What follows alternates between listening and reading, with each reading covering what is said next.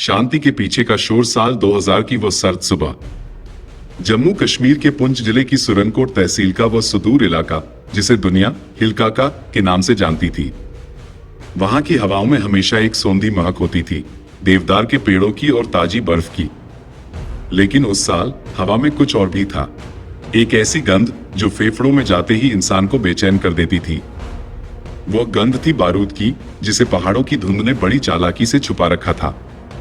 हिलकाका कोई साधारण गांव नहीं था। ये 12,000 फीट की ऊंचाई पर बसा एक ऐसा स्वर्ग था जहां कुदरत ने अपनी खूबसूरती की सारी हदें पार कर दी थी।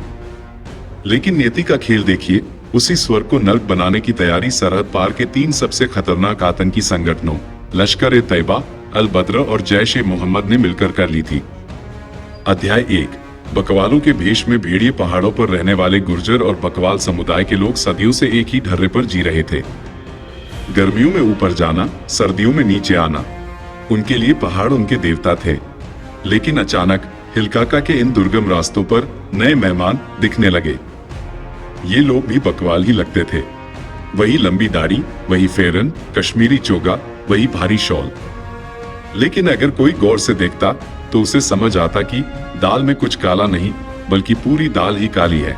इन नए लोगों के चलने का अंदाज अलग था। उनके पैर पहाड़ों की ढलानों पर कांपते नहीं थे, बल्कि वे एक सदी हुई मिलिट्री चाल चल रहे थे। उनके पास भेड़ें हाँकने वाली पतली लकड़ियां नहीं थी, बल्कि वे भारी भरकम लोहे के बक्से और बड़े बड़े बैग उठाए हुए थे। जब भी कोई स्थानीय ग्रामीण उनसे बात करने की कोशिश करता, वे अपनी निगाहें फेर लेते। साहब, वे लोग इंसान नहीं, पत्थर के बने लगते थे। उनकी आंखों में कोई एहसास नहीं था। वे हमसे ऐसे बचते थे जैसे हम उन्हें कोई बीमारी दे देंगे, बाद में एक स्थानीय गडरिये ने अपनी गवाही में कहा था। ये 350 आतंकी कोई मामूली लड़के नहीं थे, ये हाईली ट्रेंड थे। इन्होंने पाकिस्तान के मुजफ्फराबाद और अफगानिस्तान के जंगलों में ट्रेनिंग ली थी। इनका मकसद सिर्फ हमला करना नहीं था, बल्कि भारत की पीठ में एक ऐसा खंजर घोंपना था जिसे कभी निकाला न जा सके। इन्होंने सेना की नजरों से बचकर हिलकाका के घने जंगलों में अपना हेडक्वार्टर बना लिया था।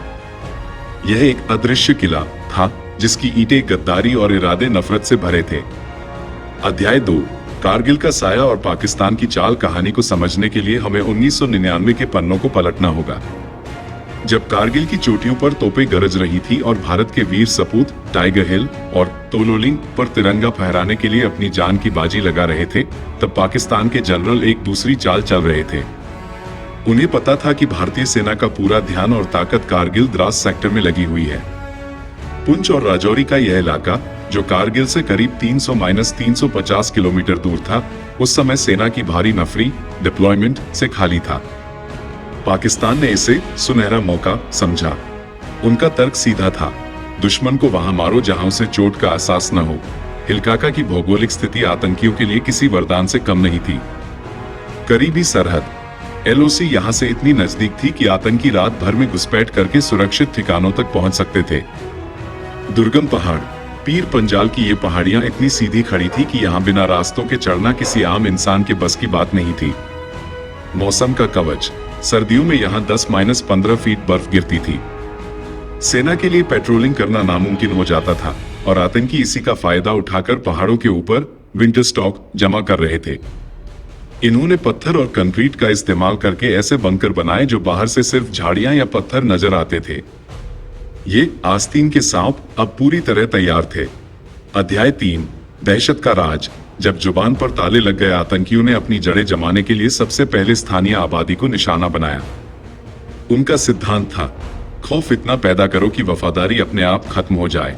गुर्जर और बकवाल, जो अपनी ईमानदारी के लिए जाने जाते थे, अब 2 पार्टों के बीच पिस रहे थे। एक तरफ उनकी अपनी सेना थी, दूसरी तरफ बंदूक ताने खड़े ये आतंकी। आतंकियों ने उन लोगों की लिस्ट बनाई जिन्हें उन्हें लगता था कि वे सेना के इन्फॉर्मर हो सकते हैं। एक रात हिलकाका के एक छोटे से गांव में आतंकियों ने एक युवक को घर से बाहर घसीटा। उस पर इल्जाम था कि उसने पुलिस की एक चौकी के पास किसी से बात की थी। बिना किसी सुनवाई के उसे गांव के बीचों बीच पेड़ से लटका दिया गया। जो गद्दारी करेगा उसका हश्र यही होगा, आतंकी कमांडर ने चिल्लाकर कहा। उस दिन के बाद पूरे इलाके में सन्नाटा पसर गया। लोग एक दूसरे से बात करने में भी कतराने लगे।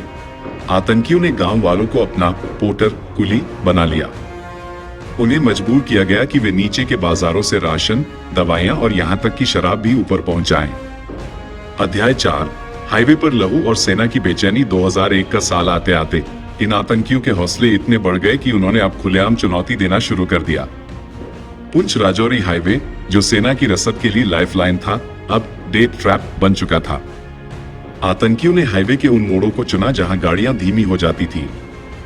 जून 2001 की एक दोपहर सेना का एक काफिला सामान्य गति से बढ़ रहा था।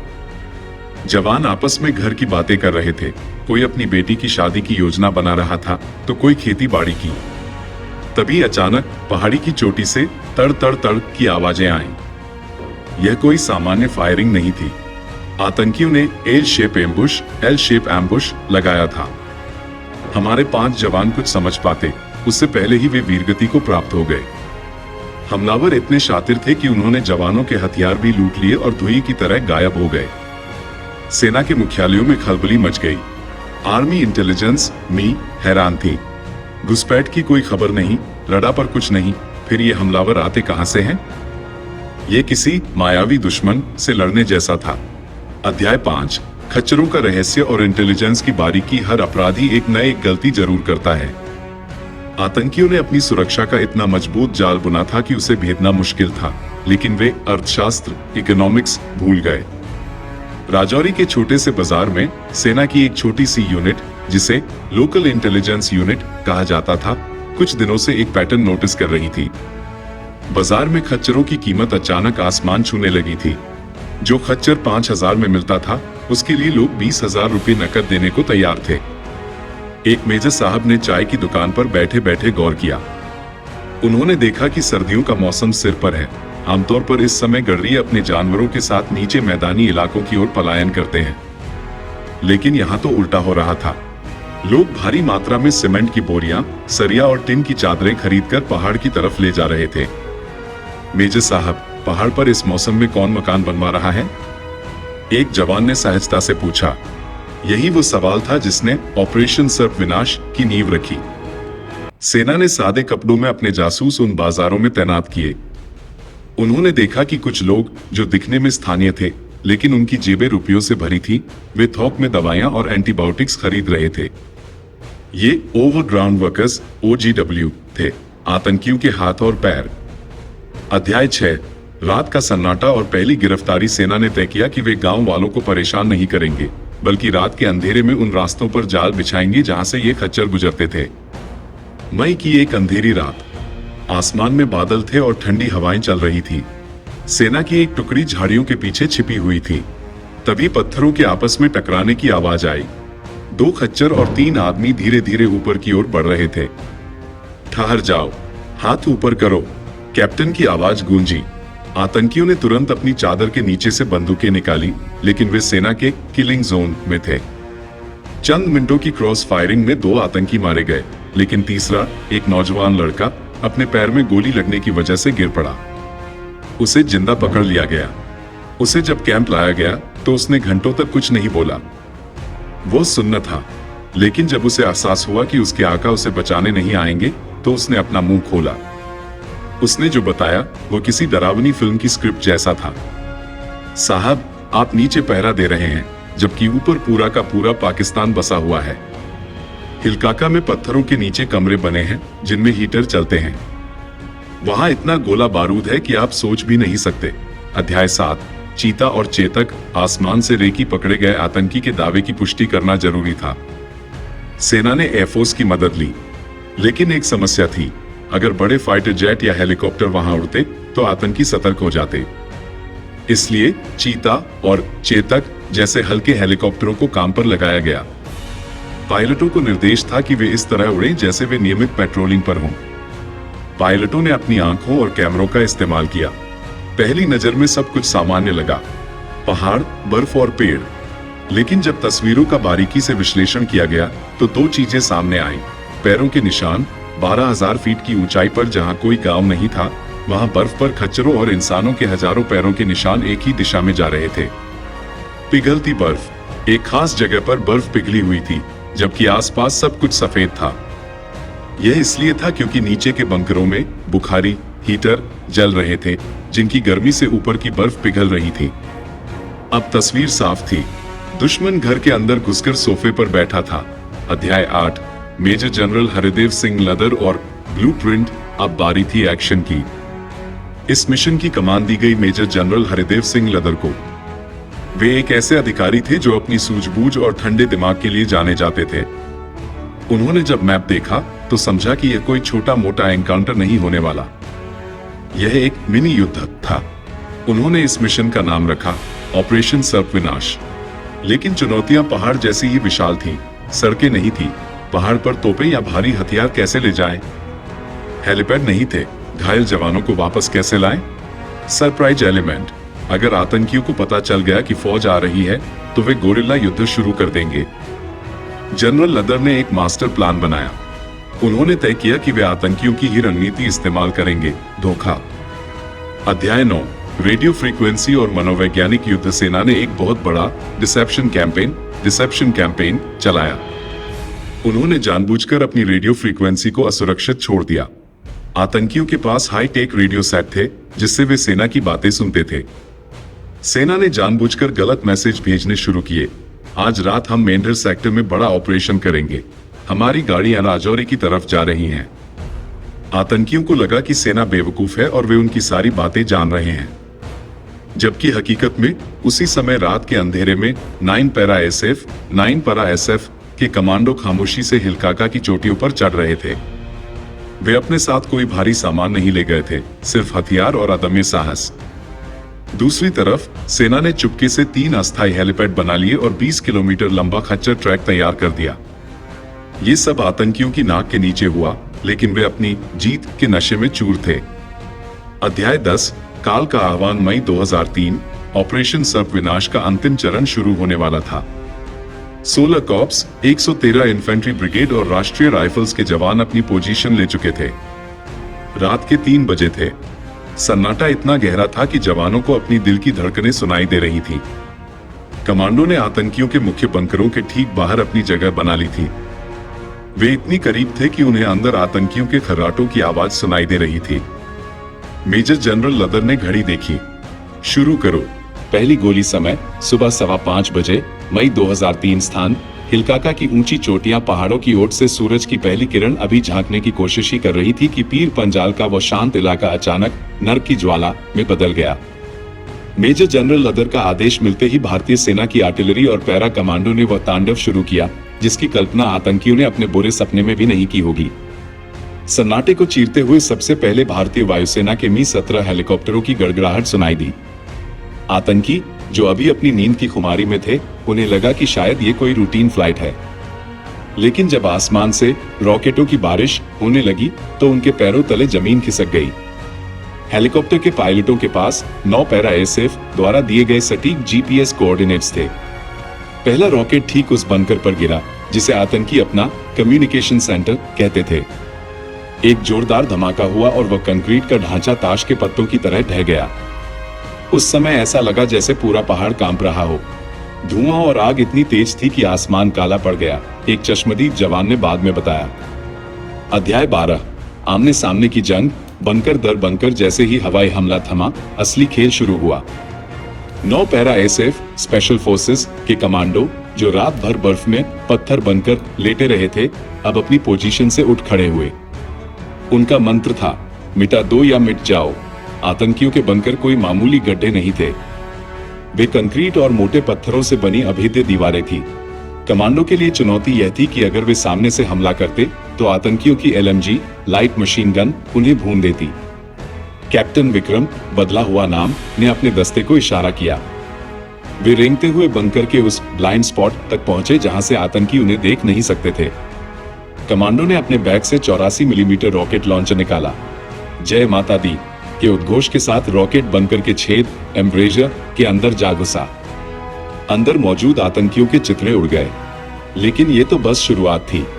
हिलकाका के 150 किलोमीटर के दायरे में ऐसे सैकड़ों बंकर थे, हर कदम पर मौत बिछी थी। आतंकी अब संभल चुके थे और उन्होंने अपनी भारी मशीन गनों से जवाबी फायरिंग शुरू कर दी। पहाड़ियों पर लोहे की दीवार बन गई थी जिसे पार करना नामुमकिन लग रहा था। अध्याय 13, जानबाजों का बलिदान और अदम्य साहस। युद्ध के मैदान में जब गोलियां चलती हैं तो वो मजहब या नफरत नहीं दिखती। आतंकियों ने अपनी मशीन गनों का मुंह आसमान की तरफ कर दिया ताकि हेलीकॉप्टरों को निशाना बनाया जा सके। इसी बीच राष्ट्रीय राइफल्स की एक टुकड़ी एक ऊंचे रिज पर फंस गई। ऊपर बैठे आतंकी उन पर ग्रेनेड बरसा रहे थे। तभी नायक सुलेमान, बदला हुआ नाम, ने एक ऐसा फैसला लिया जो सिर्फ एक भारतीय सैनिक ही ले सकता है। उन्होंने अपनी जान की परवाह न करते हुए कमर पर ग्रेनेड बांधे और उस सीधी ढलान पर चीते की फुर्ती से चढ़ने लगे। गोलियां उनके पास से सीटी बजाती हुई गुजर रही थी। एक गोली उनके कंधे को छूकर निकल गई, लेकिन सुलेमान नहीं रुके। वे बंकर के वेंटिलेशन पाइप तक पहुंच गए और एक के बाद एक 3 ग्रेनेड अंदर डाल दिए। बंकर शांत हो गया, लेकिन सुलेमान लहूलुहान होकर नीचे गिरे। उनके इस साहस ने पूरी यूनिट में नया खून फूंक दिया। अध्याय 14, आतंकियों का पलायन और स्नाइपर्स का जाल। दोपहर होते होते आतंकियों को एहसास हो गया कि वे भारतीय सेना के चक्रव्यूह में फंस चुके हैं। उनका कमांड स्ट्रक्चर टूट चुका था। उनके आका पाकिस्तान से चिल्ला रहे थे, पीछे हटो, बर्फ की तरफ भागो। करीब 60-70 आतंकी, जिनमें ज्यादातर विदेशी लड़ाके थे, अपना भारी सामान और हथियार छोड़कर पीर पंजाल के बर्फीले दर्रों पासेस की तरफ भागने लगे। उन्हें लगा कि बर्फीले तूफान और ऊंची चोटियों के बीच वे गायब हो जाएंगे और फिर कश्मीर घाटी में घुसकर नई तबाही मचाएंगे। लेकिन वे ये भूल गए थे कि भारतीय सेना ने सांप को बिल से निकलने का रास्ता ही नहीं दिया था। उन बर्फीले दर्रों पर सेना की ब्लॉकिंग फोर्स पहले से तैनात थी। सेना के स्नाइपर्स अपनी एसवीडी ड्रैगनोव राइफलों के साथ सफेद चादर ओढ़े बर्फ में दबे थे। जैसे ही कोई आतंकी बर्फ पर दौड़ने की कोशिश करता, स्नाइपर की एक गोली उसके माथे के पार हो जाती। बर्फ का वो सफेद रंग अब धीरे धीरे नारकीय लाल में बदल रहा था। भागने की कोशिश करने वाला एक भी आतंकी उस दिन जिंदा नहीं बचा। अध्याय 15, जीत के बाद का खौफनाक मंजर। तीसरे दिन की शाम तक हिलकाका की पहाड़ियां खामोश हो चुकी थी। लेकिन ये खामोशी सुकून वाली नहीं, बल्कि डरावनी थी। जब सेना ने उन बंकरों की तलाशी शुरू की तो जो कुछ सामने आया उसने बड़े बड़े जनरलों के भी पसीने छुड़ा दिए। वो कोई आतंकी ठिकाना नहीं, बल्कि एक पूरी सेना का बेस था। मलबे के नीचे से क्या नहीं मिला? हथियारों का अंबार, सैकड़ों AK-47 स्नाइपर राइफलें, मोटा और यहां तक कि एंटी एयरक्राफ्ट गन, रसद, 7000 किलो से ज्यादा सूखा राशन, टनों के हिसाब से बादाम, पिस्ता और घी के डिब्बे, मेडिकल किट्स, ऐसी अत्याधुनिक दवाएं और सर्जिकल सामान जो उस समय के अच्छे अस्पतालों में भी नहीं थे। साफ था कि आतंकी यहां लंबी पारी खेलने आए थे। वे अगले 2-3 साल तक बिना नीचे उतरे जंग लड़ने की तैयारी में थे। अध्याय 16, वह काली डायरी और गद्दारों का पर्दाफाश। सर्च ऑपरेशन के दौरान एक बंकर के कोने में खून से सनी एक डायरी मिली। ये हरकत-उल-जिहाद इस्लामी के एक कमांडर की निजी डायरी थी। जब सेना के इंटेलिजेंस अफसरों ने उसे पढ़ा तो उनके पैरों तले जमीन खिसक गई। उस डायरी में उन सभी स्थानीय लोगों के नाम थे जो आतंकियों की मदद कर रहे थे। उसमें लिखा था कि किस दुकानदार ने सीमेंट पहुंचाई, किस अधिकारी ने आंखें मूंदी और किस गद्दार ने सेना की मूवमेंट की जानकारी दी। इतना ही नहीं, उस डायरी ने यह भी खुलासा किया कि ये आतंकी सिर्फ कश्मीर तक सीमित नहीं थे। उनके संपर्क उत्तर प्रदेश, केरल और गुजरात के स्लीपर सेल से थे। इस डायरी के आधार पर आने वाले महीनों में पूरे देश में एक बड़ा नेटवर्क ध्वस्त किया गया। अध्याय 17, ऑपरेशन सर्प विनाश का सबक। यह ऑपरेशन सिर्फ एक सैन्य जीत नहीं थी, बल्कि यह भारत के आत्मसम्मान की रक्षा थी। हमने दुनिया को दिखा दिया था कि भारत अपने घर में घुसकर सांपों को कुचलना जानता है। मेजर जनरल लदर और उनके जवानों ने वह कर दिखाया था जो नामुमकिन माना जाता था। इस ऑपरेशन में करीब 100 से ज्यादा आतंकी मारे गए और उनके पूरे नेटवर्क की कमर टूट गई। लेकिन इस जीत की कीमत भी हमने चुकाई। हमारे कई जानबाज सिपाही मां भारती की गोद में हमेशा के लिए सो गए। उपसंहार, आज का हिलकाका। आज अगर आप हिलकाका जाएंगे तो वहां फिर से देवदार की महक और भेड़ियों की आवाज सुनाई देगी। वहां के गुर्जर और बकवाल अब निडर होकर अपनी भेड़ें चराते हैं। लेकिन उन पहाड़ियों के पत्थरों में आज भी गोलियों के निशान मौजूद हैं, जो आने वाली पीढ़ियों को याद दिलाते हैं कि शांति मुफ्त में नहीं मिलती, उसके लिए लहू बहाना पड़ता है। ऑपरेशन सर्प विनाश इतिहास के पन्नों में स्वर्ण अक्षरों में दर्ज हो गया। एक ऐसी गाथा जहां सच्चाई ने नफरत के किले को ढहा दिया।